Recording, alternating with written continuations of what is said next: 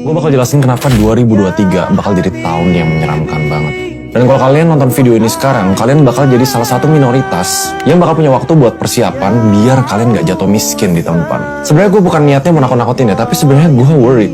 Kebanyakan orang yang gue tanya, kiri kanan teman gue, safe to say mayoritas tuh belum ada persiapan kalau misalnya terjadi apa yang kita nggak mau harapkan di 2023. Pak Jokowi juga sempat mention di BUMN Startup Day, dan kebetulan gue waktu itu jadi pembicara juga. Beliau bilang 2023 bakal jadi tahun yang sangat gelap. Sampai di tahap hampir 20.000 orang tuh mati setiap hari karena pangan. Mereka kelaparan, dan kalau sudah sampai krisis pangan, itu sesuatu yang menurut gue harus diperhatiin banget. Again, gue bukan mau lebay, tapi gue bakal jelasin kenapa tahun depan atau beberapa tahun ke depan itu bakal jadi tahun yang gelap banget. Dan ekonomi global itu sebenarnya kayak domino, kayak lingkaran setan. Kalau misalnya satu jatuh dan yang lain nggak bisa dipertahanin, itu bakal runtuhin semuanya. Sebelum gue bahas apa yang kalian harus lakuin, kalian harus ngerti apa yang lagi terjadi di dunia sekarang. Dan gue bakal bagi ke 5 chapter besar biar kalian bener-bener ngerti seberapa seremnya situasi kita sekarang. Honestly, gue jarang di awal video gue minta kalian untuk share atau komen atau kayak kasih video ini ke teman kalian. Tapi gue sewari itu, kalau misalnya kita nggak siapin sesuatu sekarang juga, kita bakal kaget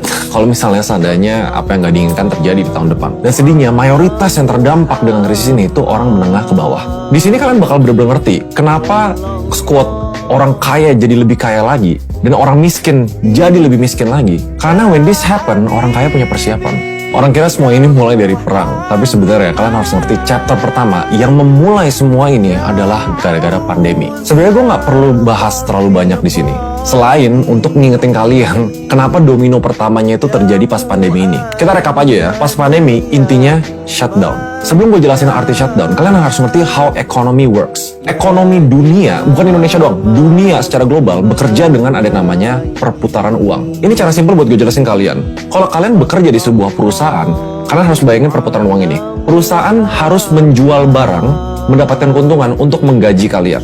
Kalian dapat gaji nih, kalian baru untuk pengeluaran lain. Pengeluarannya apa? Untuk misalnya gadget, jalan-jalan, kehidupan, investasi, yang ujung-ujungnya uang harus muter ke bisnis lagi. Jadi perputaran yang luar biasa besar ini tiba-tiba di stop gara-gara pandemi. Bisnis nggak bisa dapat customer, kita nggak bisa keluar untuk spend uang kita. Kalau kalian ngira ekonomi itu sekedar yang penting uangnya ada terus nggak bakal crash, itu salah besar. Karena ekonomi itu bukan tentang berapa banyak uang, tapi seberapa banyak perputaran uang itu. Nah, banyak yang nggak ngerti ya dampak dari pandemi ini dan apa yang dilakuin sama Amerika pas pandemi ini terjadi. Itu mungkin jadi step one dari semua kegagalan ekonomi dunia ini. Sebenarnya bukan cuma Amerika doang yang ngelakuin ini, on a global level ya mereka ngelakuin ini, tapi Amerika yang paling disorot karena mereka paling jor-joran banget. Kalau kalian bisa tebak apa yang dilakuin sama mereka, we go to chapter 2.